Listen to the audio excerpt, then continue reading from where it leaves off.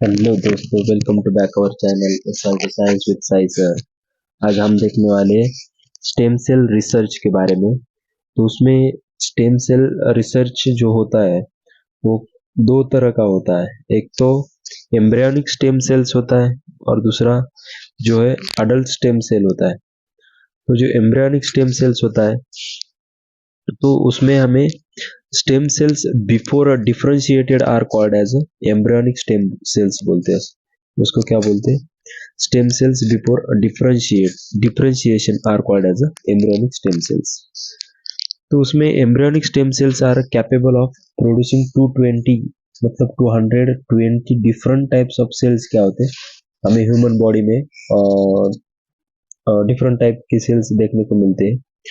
These stem cells are primary undifferentiated cells have ability to multiply। इसमें क्या होता है? Primary undifferentiated cells having ability to multiply. उसमें ability होती है कि उसको क्या कर सकते हैं हम? प्राइमरी जो उसको हम बना सकते हैं। Undifferentiated cells having ability to multiple, they are called as a parent sales.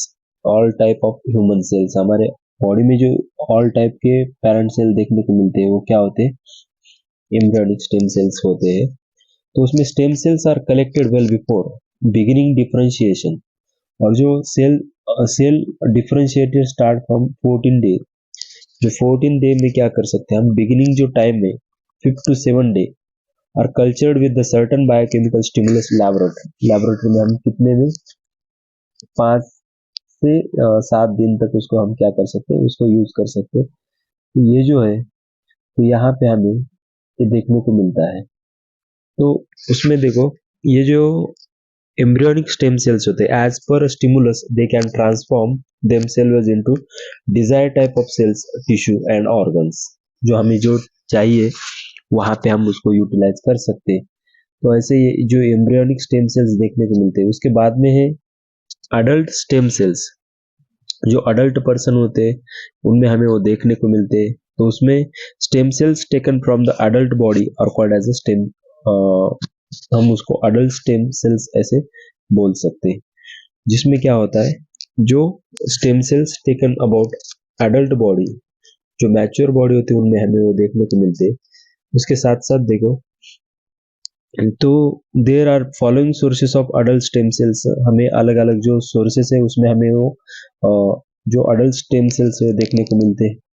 उसमें पहला तो है रेड बोन मैरो में, जो रेड बोन मैरो उसमें हमें देखने को मिलते हैं। उसके बाद में एडिपोज कनेक्टिव टिश्यू होते हैं, एडिपोज कनेक्टिव टिश्यू में भी देखने को मिलते हैं। उसके साथ साथ जो ब्लड है ब्लड में भी, और उसके साथ साथ जो हमें कॉर्ड ब्लड और जो आफ्टर बर्थ जो बोलेंगे उसमें भी क्या होता है देखने को मिलते हैं ये अडल्ट स्टेम सेल्स। ओके, ये बहुत ही जरूरी और बहुत ही इंपॉर्टेंट पॉइंट है। तो एज एग्जाम उसके बाद में देखो यूजेस ऑफ स्टेम सेल्स। उसमें हम स्टेम सेल्स का यूज कहाँ पे कर सकते हैं, वो बहुत ही इंपॉर्टेंट टॉपिक है। उसमें first of all regenerative therapy. जो रीजनरेटिव थेरेपी और ऑर्गन ट्रांसप्लांटेशन, ये जो दो तरह के होते हैं उसमें first of all regenerative therapy में हमें देखना है। तो रीजनरेटिव थेरेपी में हमें सेल थेरेपी और ब्लड सेल्स प्रोडक्शन, ये दो तरह के देखने को मिलते हैं। तो सेल थेरेपी में क्या होता है? जो सेल को हम रिप्लेस कर सकते हैं, जो डैमेज हुए वाले हैं उसे हम नए सेल्स वहां पे तैयार करके वो जो डैमेज हुए वाला है वहां पे उसको प्लांट। बाद में जो ब्लड सेल्स प्रोडक्शन भी है उसमें भी हम क्या कर सकते हैं? उसको यूज कर सकते हैं। तो देखें स्टेम सेल्स के क्या करेंगे हम? यूजेस देखेंगे। तो यहाँ देखो रीजनरेटिव थेरेपी में क्या करते हैं? सेल थेरेपी एक वेरी वेरी इंपॉर्टेंट यहाँ पे पॉइंट है।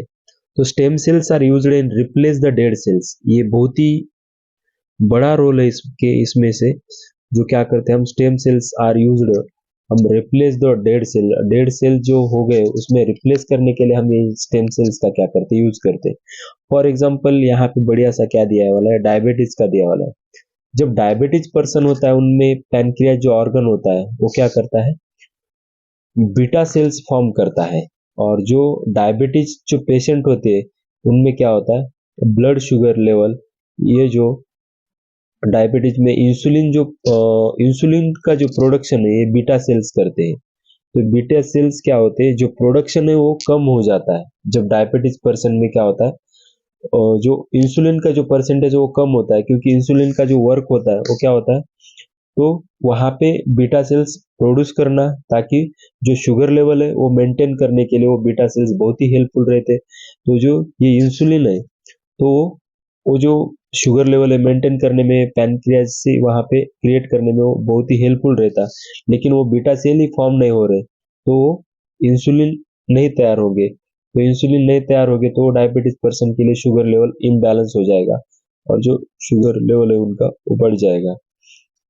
तो साथ ही साथ वो अगर बीटा सेल्स अगर डैमेज हो गए, तो उसका बीटा सेल्स अगर डैमेज हो गए तो उसका प्रोडक्शन के लिए हम स्टेम सेल्स यूज करके उस जो है इंसुलिन वहां पे तैयार करने के लिए, जब वहां पे जो बीटा सेल्स वहां पे नहीं है तो स्टेम सेल्स वहां पे डालेंगे, उसमें जो ट्यूब टेस्ट ट्यूब से, या हम जो थेरेपी करके वहां पे स्टेम सेल्स ऐड करके जो इंसुलिन में वहां पे भर देंगे, तो वहां पे वो बीटा सेल्स क्या होंगे, ग्रो होने शुरू हो जाएंगे, और जो डायबिटीज पर्सन है उसके लिए वहां पे इंसुलिन भी प्रोडक्शन हो जाएगा, और जो डायबिटीज पर्सन के लिए वो हेल्पफुल रहेगा, और जो डैमेज हुए वाले बीटा सेल्स की भी क्या होगी, ग्रोथ होगी। और इस तरह से हम क्या कर सकते हैं, जो डायबिटीज पर्सन है उसके लिए वहां पे ऐसे टाइप का सेल थेरेपी कर सकते, और ये बहुत ही हेल्पफुल रहेगा सभी जो डायबिटीज पर्सन है, और ऐसे ऐसे टाइप की जो डिसीजेस है उसके लिए सेल थेरेपी बहुत ही हेल्पफुल रहेगी। लेकिन अभी तक अपने यहाँ पे इसका मतलब ज्यादा यूज नहीं होता है, लेकिन आने वाले दिनों में हो सकता है, तो ये बहुत ही हेल्पफुल रहेगी सभी के लिए। तो इस तरह से हम क्या कर सकते हैं, उसको स्टेम सेल्स को यूज करके, स्टेम सेल को क्या कर सकते हैं, यूज करके वो जो इंसुलिन का जो प्रोडक्शन बढ़ाएंगे और पेनक्रियाज में वहां पे इन्वॉल्व करेंगे जो ये स्टेम सेल्स, तो इसका क्या होगा, प्रोडक्शन बढ़ेगा, और ये जो है स्टेम सेल्स क्या करेंगी, रिप्लेस करेंगी किसको, डेड सेल को, और इसमें क्या होगा, डायबिटीज पेशेंट जो है वो रिकवर होने के लिए बहुत ही हेल्पफुल रहेगा ये जो सेल थेरेपी प्रोसेस है। तो उसके बाद में तो इसके बाद में देखो जो सेल थेरेपी है, रिजनरेटिव थेरेपी में सेल थेरेपी, तो स्टेम सेल्स यहाँ पे देखो, हम दूसरा एक एग्जांपल लेंगे, और मायोकॉन्ड्रियल मायोकॉन्ड्रियल इंफ्रैक्शन, मायोकॉन्ड्रियल इंफ्रैक्शन ये जो डिसीज है इसके लिए कैसा हेल्पफुल होगा, जो स्टेम सेल्स क्या करेंगे, यूज कर उसका रिप्लेस द डेड सेल्स, जो डेड सेल्स हुए रिप्लेस हुए वाले वहां पे इसका इम्प्लांटेशन करेंगे, और मायोकार्डियल जो इन्फ्रैक्शन जो डिसीज है उसके लिए बहुत ही हेल्पफुल रहेगा, इसके लिए क्या रहेगा, बहुत ही हेल्पफुल, मतलब मायोकार्डियल इन्फ्रैक्शन ये जो डिसीज है इसको हम हार्ट अटैक भी बोल सकते हैं।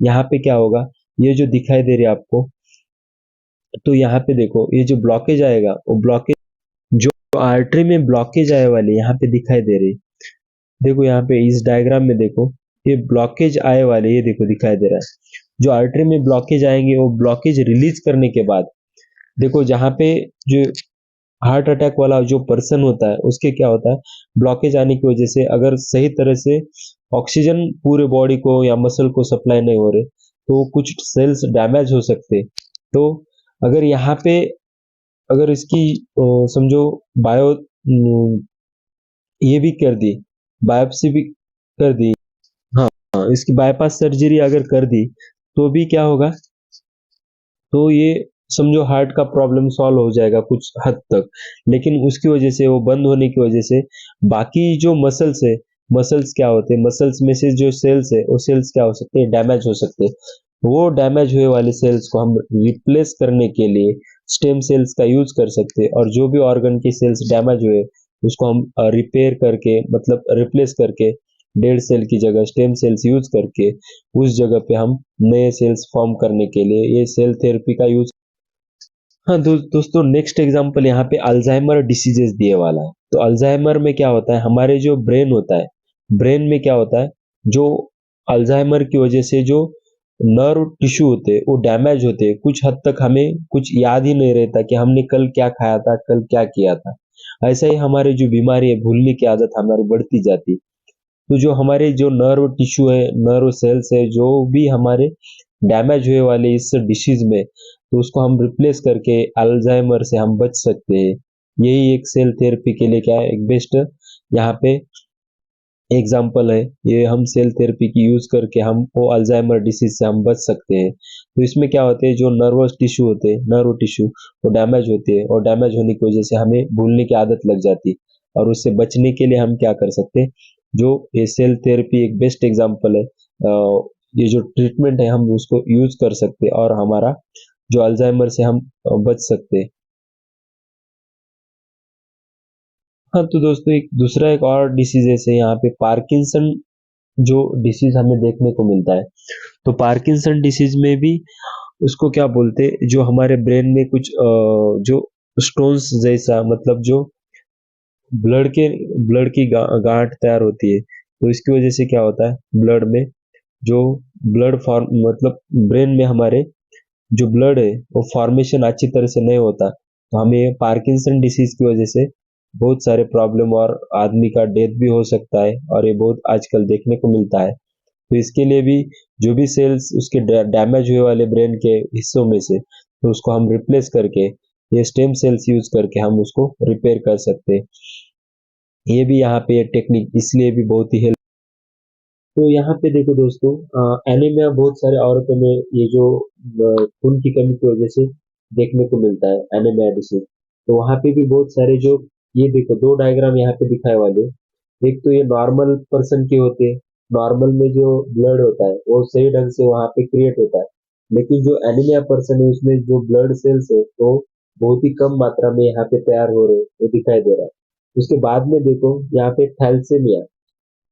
थैलेसीमिया भी के में क्या होता है, जो रेड ब्लड सेल्स है और व्हाइट ब्लड सेल है वो क्या हो रहे हैं, और सही ढंग से, मतलब अच्छी तरह से वो, जितने भी रेड ब्लड सेल्स हमारे बॉडी में नॉर्मल पर्सन में ज्यादा होते हैं, और व्हाइट ब्लड सेल्स क्या होते हैं, कम होते हैं।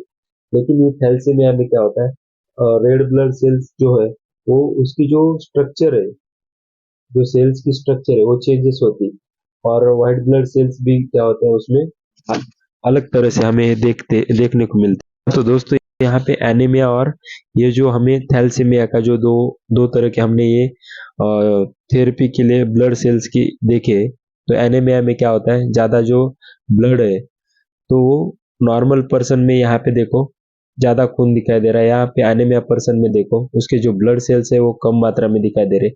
यहाँ पे देखो नॉर्मल पर्सन में ब्लड सेल्स का जो साइज है, शेप है, वो भी देखो, और रेड ब्लड सेल्स कैसे होते हैं, नॉर्मल पर्सन में ज्यादा होते हैं और व्हाइट ब्लड सेल्स कम होते हैं। तो उसकी भी जो स्ट्रक्चर भी है वो भी अलग हो जाता है, और यहाँ पे व्हाइट ब्लड सेल ज्यादा फॉर्म में होते हैं। वो उसको अच्छी तरह से, मतलब नॉर्मल पोजीशन में लाने के लिए भी क्या कर सकते हैं, जो भी सेल्स डैमेज हुए वाले उसको रिपेयर करने के लिए हम स्टेम सेल्स का यूज कर सकते हैं। ये टेक्निक यहाँ भी बहुत ही हेल्पफुल होती है।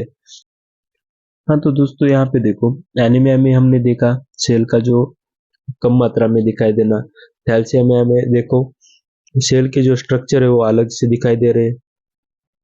और उसके बाद में देखो ल्यूकेमिया। ल्यूकेमिया में कैसे है, जो व्हाइट ब्लड्स अभी मैंने जो कहा था, तो यहाँ पे देखो ये रेड ब्लड सेल्स, यहाँ पे ये नॉर्मल पर्सन क्या है, तो नॉर्मल पर्सन में जो रेड ब्लड सेल्स कैसे होते, ज्यादा होते, व्हाइट ब्लड सेल्स कम होते।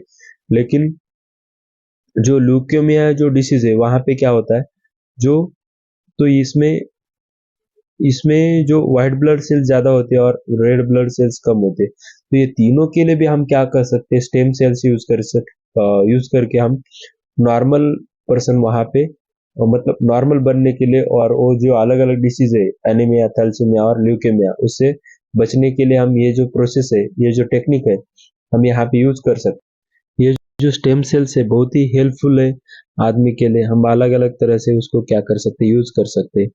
तो इस वीडियो में यहाँ तक ही। Thank you.